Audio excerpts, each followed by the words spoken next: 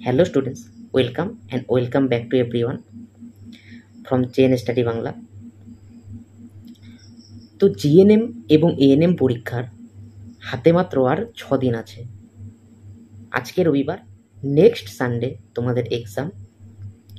তো এই যে কয়েকটা দিন আছে, এই 6টা দিন খুবই ক্রুশিয়াল। এই 6টা দিনই তোমাদের নির্ভর করে যে তুমি এক্সাম হলে কীরকম মাইন্ড রাখবে এবং কিভাবে সেটাকে হ্যান্ডেল করবে। যে প্রেশারটা, যে অ্যাটমসফিয়ারটা এবং তোমার যে থিঙ্কিং সেটা। তো এই 6 দিন তোমার কি কি করণীয় বা কি কি কর্তব্য, আর কি কি করণীয় না, কি কি করবে না, তো এইটুকু বিষয় নিয়ে আজকে আমরা এই ভিডিওতে আলোচনা করব। তো সবাই প্রথম থেকে লাস্ট পর্যন্ত ভিডিওটা দেখো। এই ভিডিওটা তোমাদের সিলেকশনের জন্য খুবই হেল্পফুল হবে, এতটুকু তোমাদের গ্যারান্টি দিতে পারি। তো চলো আমাদের আলোচনার দিকে আজকে যাচ্ছি। তো প্রথমে আমি বলবো, এই যে 6টা দিন আছে, 6টা দিন সর্বপ্রথম তোমার প্রপার ঘুমের দরকার। 7 থেকে 8 ঘন্টা তোমার ডেইলি ঘুমানো উচিত। কারণ কি, তোমার যদি ঘুম না হয় তাহলে তোমার মাথায় বেশি করে নেগেটিভিটি আসবে, আর সেই নেগেটিভিটি তোমার এই যে একটা থিঙ্কিং আছে, এই থিঙ্কিং প্রসেসটাকে নেগেটিভ ওয়েতে নিয়ে যাবে, আর এটা তোমার পরীক্ষার জন্য হার্মফুল। কাজেই নেগেটিভিটি এখন আনা যাবে না, অলওয়েজ পজিটিভ থাকতে হবে। আর তার জন্য আমাদের ব্রেনেরও খাদ্য দরকার। তোমারও যেমন খাদ্য দরকার, সেরকম আমরা যদি না খাই তাহলে কি হবে, ডাইজেস্ট হবে না। বুঝতে পারছো ডাইজেস্ট না হলে কি হবে। তো সেরকম ব্রেনেরও খাদ্য দরকার, আর ব্রেনের খাদ্য মানে হচ্ছে ঘুম, ঠিক আছে, শান্তি। তো ঘুম থেকেই তোমার সেই শান্তিটা আস্তে আস্তে আসবে, তার জন্য প্রপার স্লিপ দরকার। তো প্রথমত এই 6টা দিন তোমরা 7 থেকে 8 ঘন্টা ডেইলি ঘুমাবে। প্রত্যেকটা স্টুডেন্টকে বলছি ডেইলি ঘুমাবে, এটা নিড, করতেই হবে, ঠিক আছে, অবশ্যই করতে হবে। যেগুলো বলবো অবশ্যই পালন করবে, এবং আমি শিওরভাবে বলছি যে তোমার এক্সাম খুবই ভালো হবে, ঠিক আছে। তো প্রপার স্লিপ দরকার প্রথমে গেলে। 2 নাম্বার কথা হচ্ছে, আমি মক টেস্ট দেব। এবার এই মক টেস্ট নিয়ে কিছু কিছু নেগেটিভিটি আছে বা কিছু কিছু কোশ্চেন আছে। অনেক স্টুডেন্টসকে দেখি তোমরা ক্লাসের মধ্যে কমেন্ট করো, বা কোনো একটা ভিডিও দিলে সেই ভিডিওতে কমেন্ট করো, বা লাস্ট আমাদের ভিডিওতেও কমেন্ট করেছো, স্যার আমি মক টেস্টে আমার 55 আসছে, স্যার আমার মক টেস্টে 60 আসছে, তো আমি কি করব, আমি কি চান্স পাবো, বা স্যার আমার মক টেস্টে কত পাওয়া উচিত। তো এই যে কথাগুলো আছে না, এই কথাগুলো মাথার থেকে মুছে দাও, একদম চিন্তা করবে না এই কথাগুলো নিয়ে।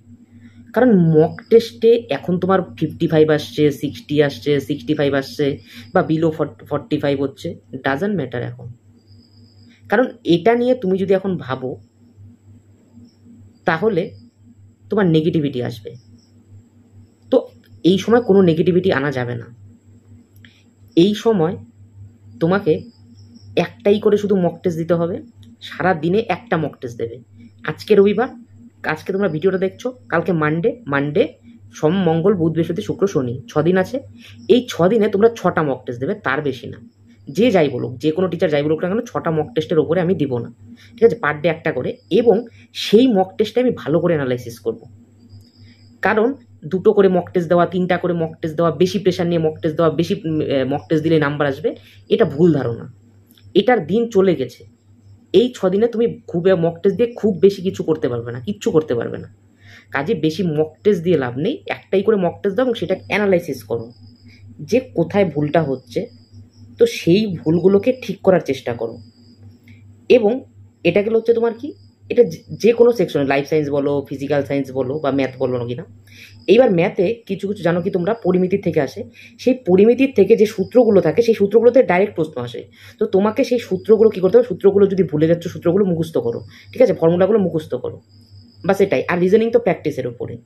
আর দেখো, যে কোনো নতুন চ্যাপ্টার এই সময় তোমরা পড়তে যাবে না, ঠিক আছে, নতুন চ্যাপ্টার পড়তে যাবে না। যেটা পড়েছো ঠিক ততটাই মনে রাখবে। নতুন করে এই কয়েকদিন পড়ে এক্সট্রা বার্ডেন নিয়ে পরীক্ষাটাকে খারাপ করো না, ঠিক আছে। যে যতটুকু পড়েছো ততটুকু দেখেই পরীক্ষা দাও। আচ্ছা, এবার আরেকটা হচ্ছে যে এই সময় সোশ্যাল মিডিয়া থেকে দূরে থাকো। ফেসবুক, হোয়াটসঅ্যাপ, ইনস্টাগ্রাম, হ্যালো বাবু, হ্যালো সোনা, খাচ্ছি, যাচ্ছি, এগুলো বাদ দাও। বাবু সোনা পরেও হবে, এক্সামের পরে, এখন দরকার নেই। এখন এগুলো বন্ধ, সোশ্যাল মিডিয়া থেকে দূরে থাকো, একদম পারলে আনইনস্টল করে দাও।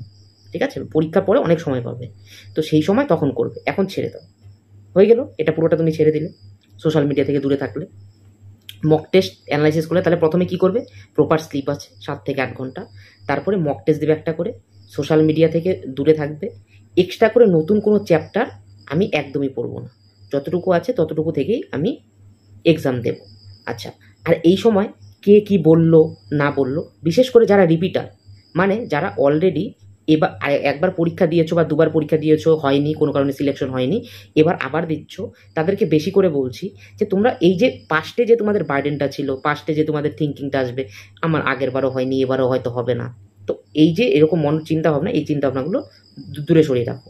কারণ আগের বার হয়নি কোনো কারণে তার মানে এবারও হবে না, এটা ভুল ধারণা। ঠিক আছে?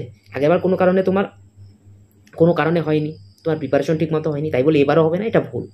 আর এবার যারা নতুন দিচ্ছ, এটাও ভাবার দরকার নেই যে এক্সাম অনেকটা হার্ড হবে, কীরকম কী হবে, আমি পারবো কি না। তুমি অবশ্যই পারবে। তুমি এই এক্সামটা দিবে বলে ভেবেছো, তার জন্য প্রিপারেশন করেছো, সঠিক প্রিপারেশন করেছো, তো এটা তুমি অবশ্যই ক্র্যাক করতে পারবে, এইটুকু কনফিডেন্স রাখো। ঠিক আছে? আচ্ছা, আর লাস্ট কথা বলছি, সেটা হচ্ছে be confident, over confident, under confident, এই 3টা জিনিসের মধ্যে কোনটাকে আমি চুজ করব। তো আমি বলবো সবসময় কনফিডেন্ট থাকো। ওভার কনফিডেন্ট কেন ভালো না? কারণ কি, তুমি ওভার কনফিডেন্ট আছো, তার মানে তুমি পারবে, তুমি জানো কোনো ব্যাপার না, লাইফে এই প্রশ্ন এই চ্যাপ্টার আমি পারবো, ম্যাথ তো কোনো ব্যাপারই না, একদম নিমেষের মধ্যে করে দেবো। তো ওভার কনফিডেন্টের কারণে কি হয়, তোমার ভুল হবে। ঠিক আছে? তোমার ভুল হবে, কাজে ওভার কনফিডেন্ট থাকা যাবে না। আচ্ছা, এবার আন্ডার কনফিডেন্টে কি হয়, আচ্ছা আমি কতবারও ভুল করেছি, বা মক টেস্টেই আমার আসছে না, তাহলে পরীক্ষায় কেমন করে পাবো, মানে নিজেকে তুমি অনেকটা ডাবিয়ে দিচ্ছ, এটা করবে না। এই সময় নিজেকে পুশ করো। ঠিক আছে? যত পারবে নিজেকে পুশ করো।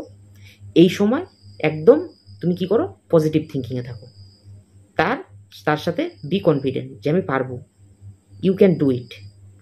একটাই কথা মনে রাখবে, তুমি চুজ করেছো, তোমাকেই পেতে হবে, তুমি চুজ করেছো লাইনটা, কাজে you can and you will, এই কথাটা আমার সবসময় মনে রাখবে, you can and you will, যদি তুমি চাও তাহলে পসিবল।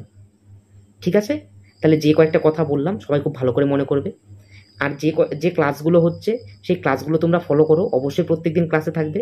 আর এই সময় অন্য কোনো মানে ভিডিও দেখতেই যাবে না, শুধুমাত্র পড়া রিলেটেড ভিডিও। ঠিক আছে? কুইজ রিলেটেড ভিডিও, কোথাও কুইজ হচ্ছে কোনো গ্রুপে, এনএফজিএন পরীক্ষার জন্য কোথাও ক্লাস হচ্ছে, সেগুলো করো, যে ক্লাসে যে প্রশ্ন হচ্ছে সেগুলো করো, এক্সট্রা করে পড়ার দরকার নেই। যদি সেখানে কুইজ হয় বা টেস্ট হয় কোনো, সেটা দাও। ঠিক আছে? তো এই টেস্টগুলো আমাদের যেখানে আমাদের ক্লাসগুলো হচ্ছে, প্রত্যেকদিন 6:30 থেকে ক্লাস হয়, তোমরা জানো, সেই ক্লাসগুলো অ্যাটেন্ড করো।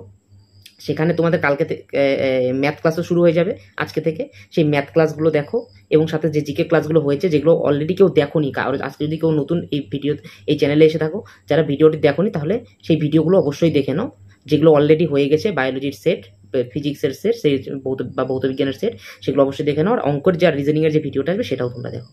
ঠিক আছে? আশা করি এগুলো তোমাদের পরীক্ষার জন্য অনেকটা হেল্পফুল হবে। তো অ্যাডভান্স কনগ্রাচুলেশন সবাইকে বলছি। আর অবশ্যই পরীক্ষার 3 দিন আগে বা 5 দিন আগে আমি আরও ভিডিও দিব, এবং পরীক্ষার দিন সকালে ভিডিও দিব। আমি আবারও বলছি, পরীক্ষার দিন সকালে এমন একটা ভিডিও দিব, 2 থেকে 3 মিনিটের ভিডিও থাকবে, সেই ভিডিওটা তোমরা অবশ্যই দেখে নেবে।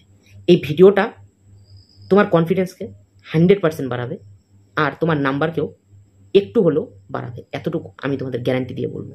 তো চলো, আজকে এই পর্যন্তই রাখছি। কারো যদি কোনো প্রশ্ন থাকে অবশ্যই তোমরা কমেন্ট সেকশনে জানাবে, এবং এই ভিডিওটা তোমাদের যে বন্ধু আছে যারা পরীক্ষা দেবে তাদেরকে তোমরা বেশিরভাগ করে শেয়ার করে দাও। কারণ এই সময় তুমি কতটুকু পড়েছো সেটা ম্যাটার করবে না, তোমার মনের মধ্যে কি চলছে, কতটুকু পজিটিভ থিঙ্কিং রাখছো, কি ভাবছো, এটা তোমার সিলেকশন থেকে এগিয়ে নিয়ে যাবে। তো থ্যাংক ইউ, আজকের মতো এখানে। নেক্সট আর পরবর্তী ভিডিওতে দেখা হবে। ততক্ষণ সবাই খুব ভালো থাকবে এবং খুব ভালো মতো পড়াশোনা করবে। এবং আমি যে কয়েকটা কথা তোমাদেরকে বললাম, এই কয়েকটা কথা তোমরা মেনে চলো, অবশ্যই তোমাদের সিলেকশন হবে। You can and you will, যদি তুমি চাও। Thank you.